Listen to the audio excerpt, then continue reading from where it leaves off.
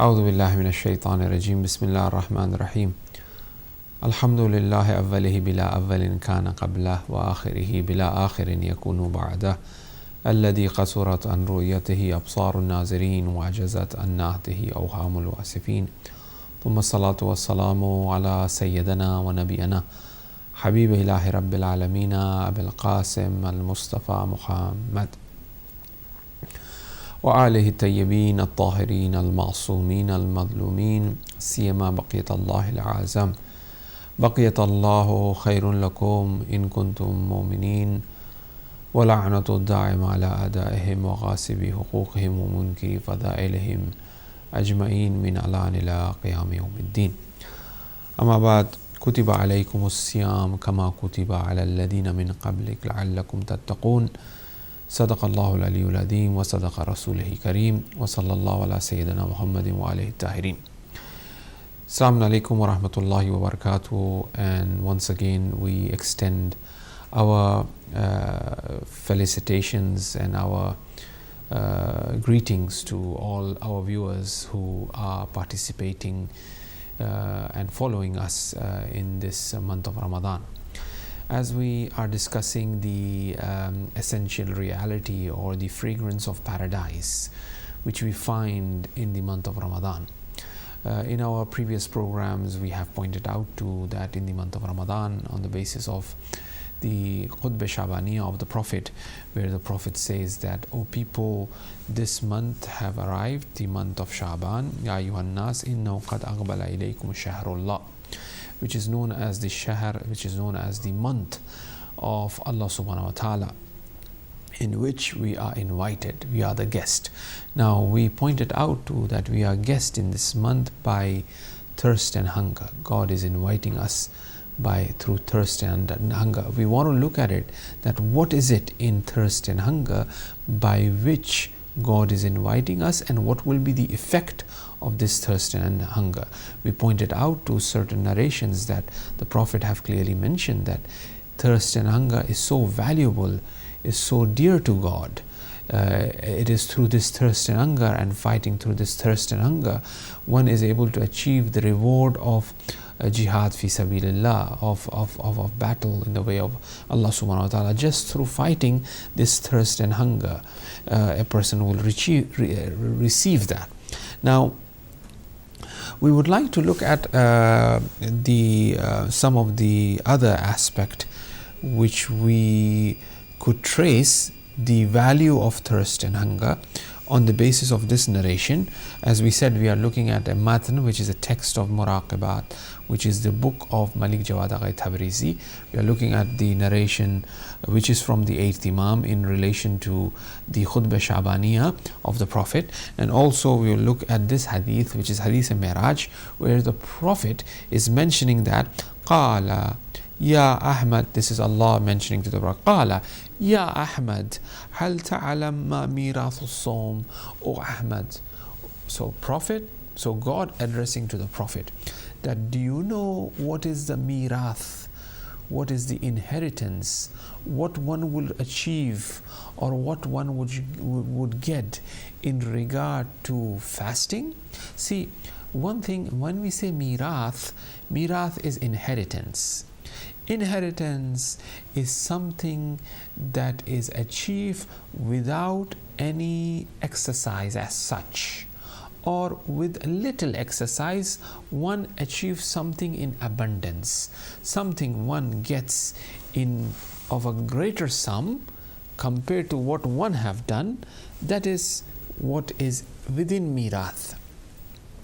For example, if I get something from as an inheritance, this is not me who have worked, but it is my father who have worked so hard and bought this house or had this money or there was this car or whatever, and from him I have achieved this. So this is mirath, inheritance. Inheritance is usually when one achieves or gets it without any hard labor. One gets it. So now Allah is asking the Prophet, do you know what is the mirath of Sawm? Do you know what is the inheritance, what one will achieve, what one will get without any hard labor through fasting? Because A person might fast, might fight hunger and thirst by fasting, but in return what he's achieving is in such a great abundance, is so valuable, is so great, it is compared to as mirath. It is looked as that it is as if that he has done nothing, but he has achieved such a great reward in return. So that's why Allah subhanahu wa ta'ala in hadith of Mi'raj asking the Prophet that Qala Ya Ahmad Hal ta'alam, do you really know what is mirath of Sawm? What is the mirath of fasting? Then the Prophet replied, Prophet said, La, I don't know. Although Prophet is aware of, but here, like as we said, the fasting month is teaching us, is training us, is the month of tarbiyat. What we do in this month should extend, and we should be performing during the future months that are supposed to be coming. So that's how we should organize our affair, our du'as, our ibadat, our actions, our program in this month of Ramadan, so that the program in the month of Ramadan will extend all across the future months that are coming. Our recitation of du'as, our recitation of Quran, our recitation of our prayers, our charity, our sleep, our eating, our waking up, all of this which we are carrying out in the month of Ramadan should extend and must be carried out in the future months to come. So this month of Ramadan should really train us. It is a month of training. It is a month of purification, purifying, rectifying, forgiveness. Once our slate is clean, then the future months that are coming should follow this program that we are practicing in the month of Ramadan. So that's how we should approach the month of Ramadan right from the very beginning. The month of Ramadan is training us, is teaching us. Every little thing that has been mentioned in regards to the month of Ramadan should be taken as tarbiyah. Don't say Ramadan, say the month of Ramadan. That's how it should be. It's training, it's teaching, it's rectifying, it's correcting. Who is a guest, how a guest should behave, who is a host, how a host should be, how a host should behave. We learn from the month of Ramadan. The month of Ramadan says to Allah, O Ahmad, O Rasulullah, O Prophet, O Ahmad, do you know what is the mirath of fasting?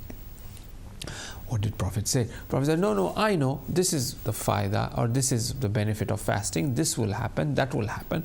Prophet said, La, I don't know. This is pointing out to the tarbiyat aspect, that when somebody who is higher, somebody who is greater, somebody who is a senior says something, do you know? Maybe you know, but you should say, probably I don't know, but please inform me.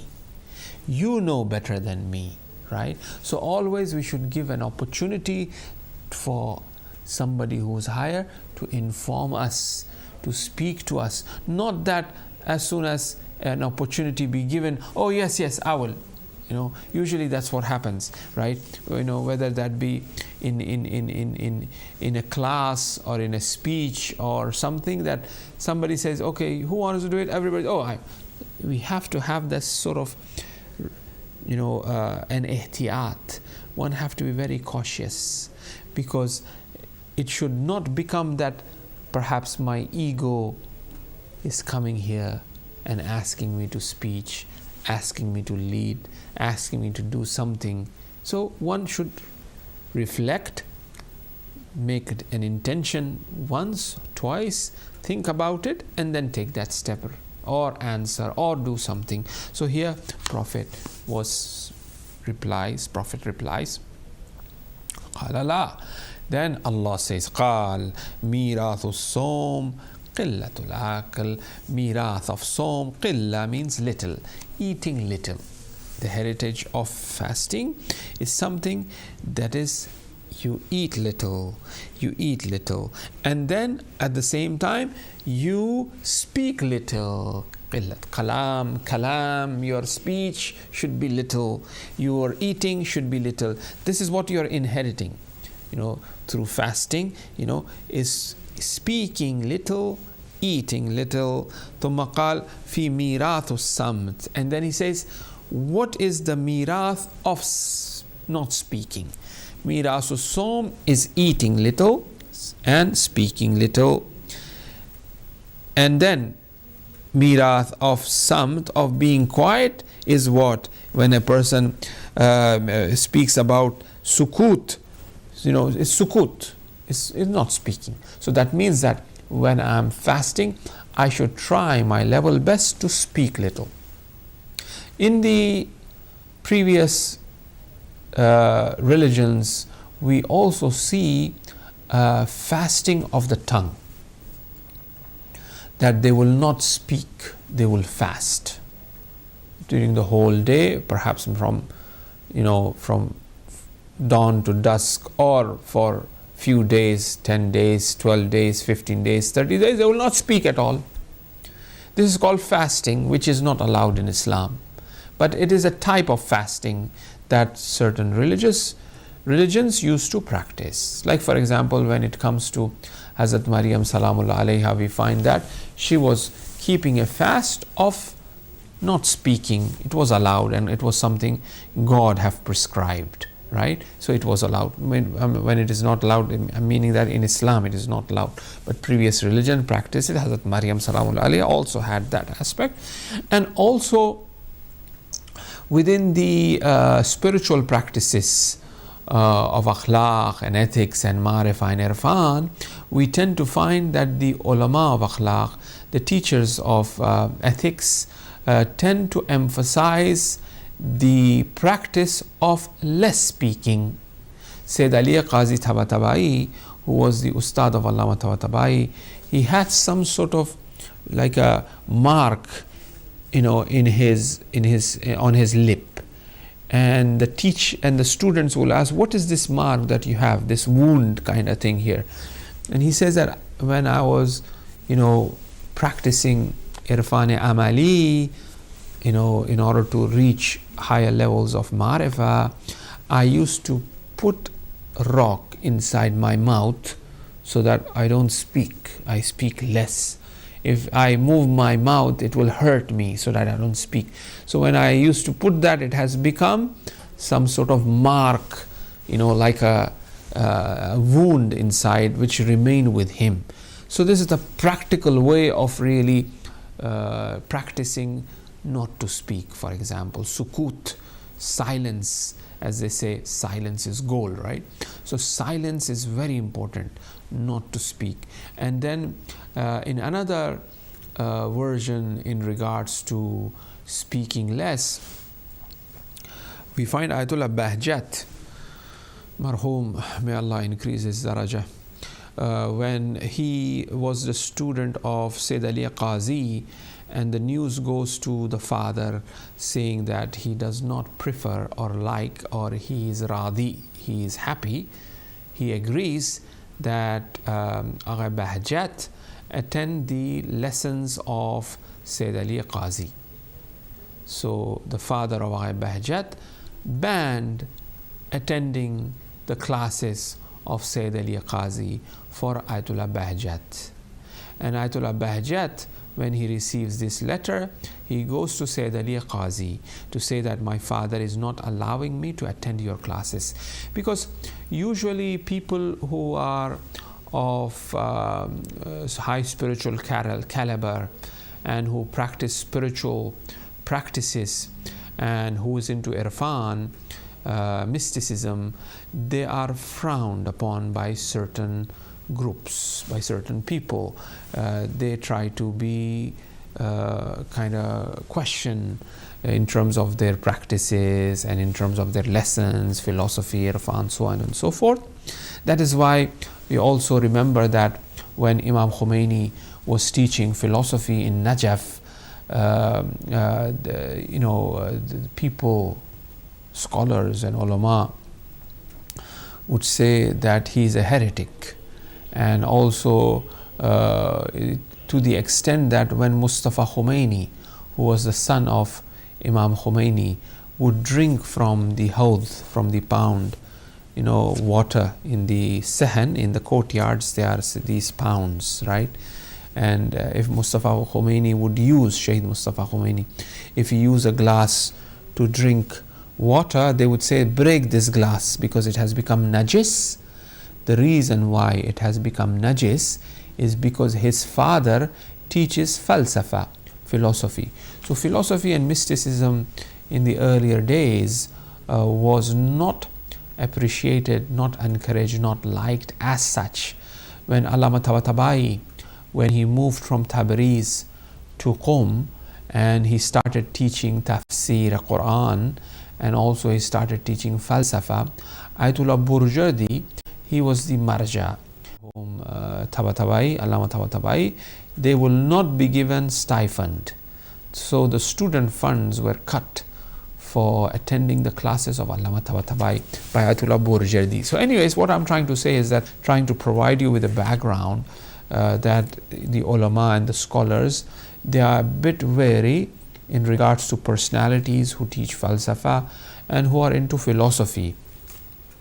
And there are reasons for it, why they are like that. They are once again based on certain understanding and certain approach to certain readings or teachings of Ahl Bayt alayhimus salam. At the same time, we have scholars and ulama who teach irfan and falsafa and mysticism, like such as Allama Tabatabai, Imam Khomeini, Ayatollah Jawad Amali, Hassan Zadeh Amali, that we have today, for instance, right? So anyway, now what I was trying to say and suggest is that Sukut, Ayatollah Bahjat, he was asked not to attend the classes of Sayyid Ali Qazi Tabatabai, and when he was asked not to attend, he became very sad. He took the letter to Sayyid Ali Qazi. Sayyid Ali Qazi said, who is your marja? Who do you do taqleed to? Look at the ahmiyat and the importance of marjaiyat. He says, I do taqleed to Sayyid Abul Hasan Isfahani. Sayyid Abul Hasan Isfahani was the mujtahid and marja tashayyu at that time.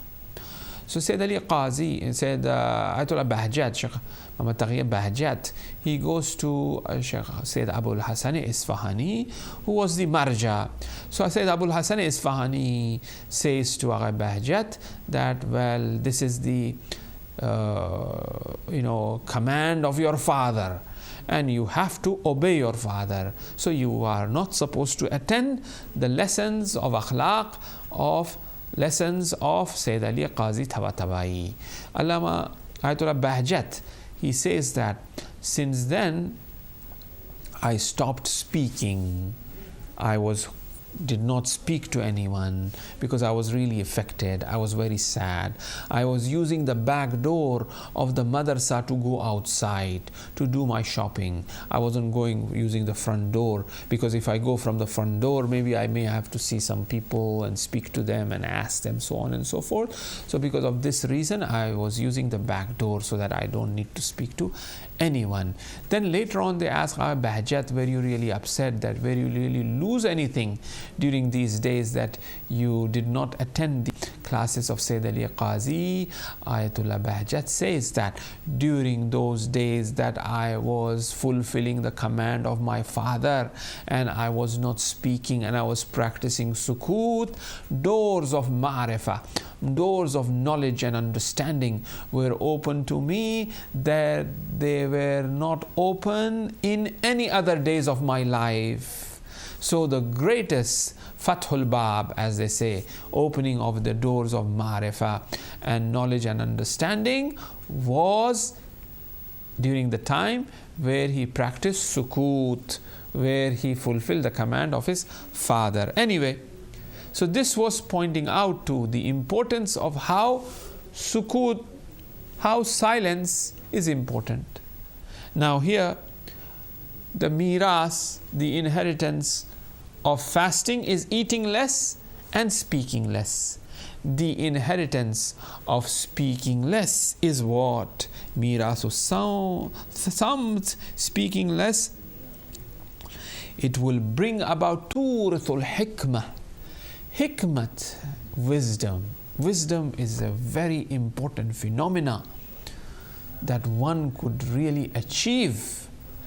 As God says in the Quran, Faman yuti, or which means that Faman, whosoever been given hikmat, God have given him khair, goodness been given to him if he has hikmat. So we should ask, Allahumma alhimni bil hikmah, oh Allah, give us, inspire us with your hikmat. This month is the month to achieve hikmat.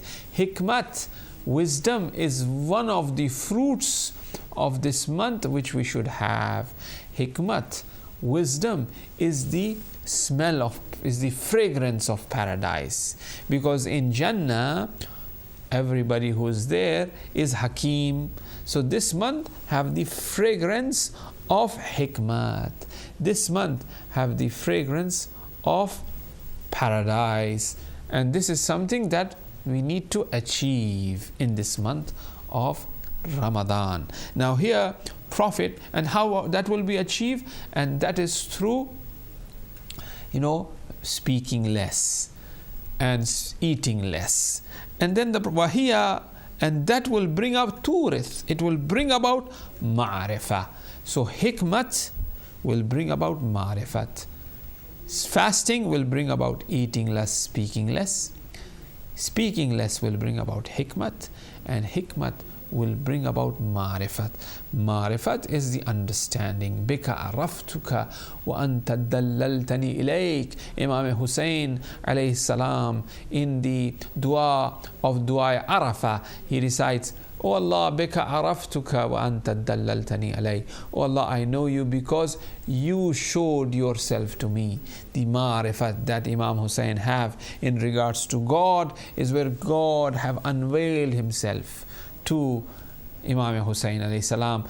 Some people reach God through the signs, we are ayat. Through these signs, one reaches to existence of God, one reaches to a place where God exists. But some people reaches to the goal, to the maqsad, to God directly. Bika araftuka wa anta dallaltani, because I have you, God, you have shown yourself to me.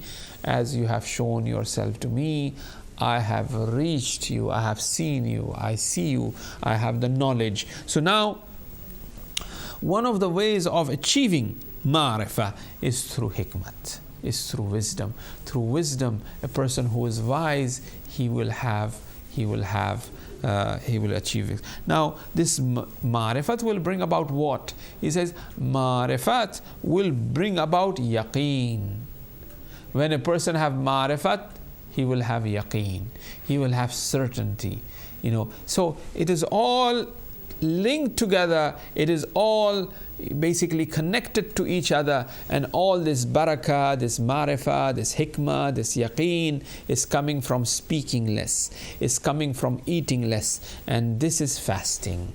So therefore, as we said earlier, there are three types of fast. One is a fast that one person does not eat or drink from Fajr time till the Maghrib time. It is fasting, but in the middle of it, he is speaking, he is saying, he is doing whatever comes to his mind. He is committing sins as well, for example, but just not eating and drinking. So technically speaking, he is basically controlling his hunger and thirst to an extent that the time comes, he eats.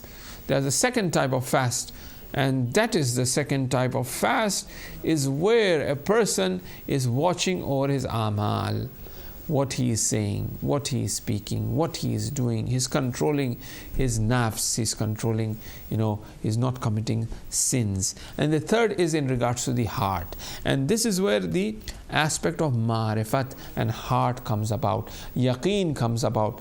Yaqeen is a quality of that heart. So here it will bring about ma'rifah, and ma'rifat will bring about yaqeen for you, a person who is fasting.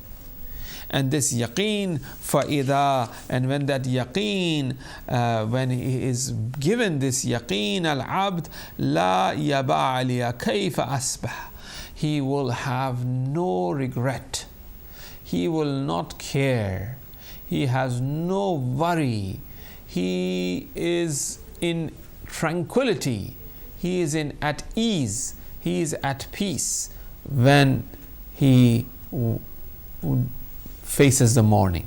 When he faces the morning, when he reaches that yaqeen, he is not worried how the day will begin. Basically, he is not worried how the day will begin, because he has yaqeen in Allah subhanahu wa ta'ala. Allah is the one who is the provider of rizq for him. Allah is the one who is a provider of ma'rifat for him.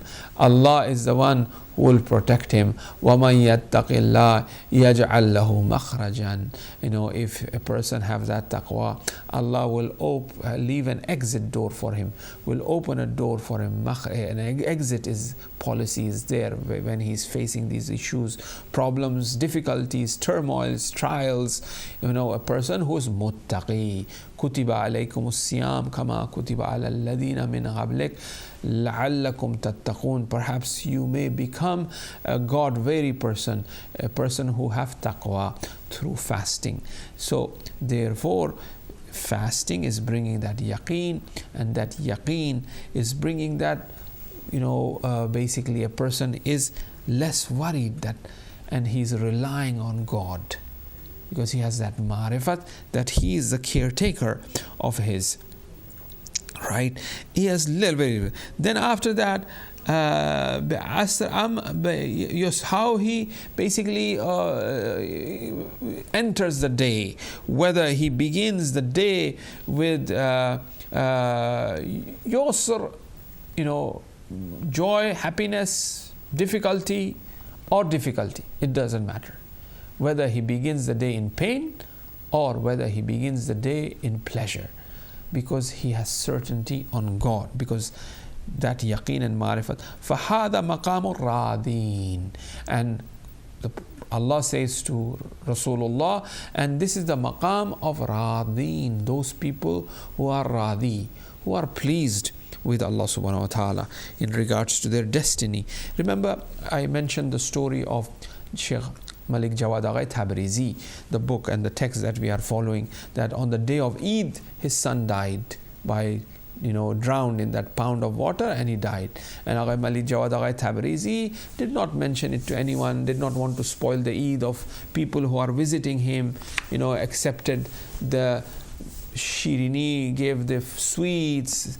At the end, this person is a person who is radi, who is pleased with whatever God have destined for him. This points out to that how a person can become who is pleased with radiyallahu anhum wa radawan. They are pleased. God is pleased with them, and they are pleased with God. And the maqam of reaching this maqam of ridayat, radan biqada'ihi wa tasliman li amri, as we say, as always remind us in regards to Imam Hussein alayhi salam, the way to really reach this is, it begins with one little thing, which is fasting. That's why the month of Ramadan is the month of tarbiyat and training. It trains us, and we have to extend this. Once we achieve, we have to extend this during the future months to come. So we become a person who is pleased with the destiny of Allah subhanahu wa ta'ala, who have that ma'rifat and hikmat through speaking less, through facing the hunger. فَمَنْ أَمَلَ بِالرِّضَى أَلْزَمَ ثَلَاثَ خِصَالٍ. A person who perhaps reaches this state of maqam of rida of Allah subhanahu wa ta'ala, who reaches this station, then obviously he will be given three special qualities, three special maqam he will achieve through rida. And number one, the first thing is shukran la yakhalitu al-jahl. A shukr without khilt, which means without mixed up, without being confused with ignorance. A type of shukr, he will reach to the level of shukr without jahl, without any ignorance with it. Because sometimes, because shukr requires ma'rifat, a person needs to have ma'rifat. So there is no jahl in it, because he is radi with. He's pleased with, he knows that what is happening is right. That's why in the du'as of Rajab also we ask, Allahumma inni as'aluka sabru shakirin lak. Oh Allah, provide me with the sabr of shakirin. Inshallah, there are these three maqamat of radin, of people who are pleased with God and God is pleased with them, which we'll discuss. The first one was a shukr without jahl. And this is achieved through what? Through samt, sukut, silence, and through being hungry, which is the mirath, which is the inheritance, which is through fasting. Through fasting, this is what he will achieve, and this will take him to that level of yaqeen, take to the level of hikmat, of yaqeen, of rida. And then this rida will bring three things which we'll discuss in our next program. غفر الله لنا ولكم والسلام عليكم ورحمة الله وبركاته. May Allah subhanahu wa ta'ala accept all your ibadat and fast, and of all mu'mineen and mu'minat, and of all Muslimin, inshallah. Wa sallallahu ala Sayyidina Muhammad wa alihi at-tahirin.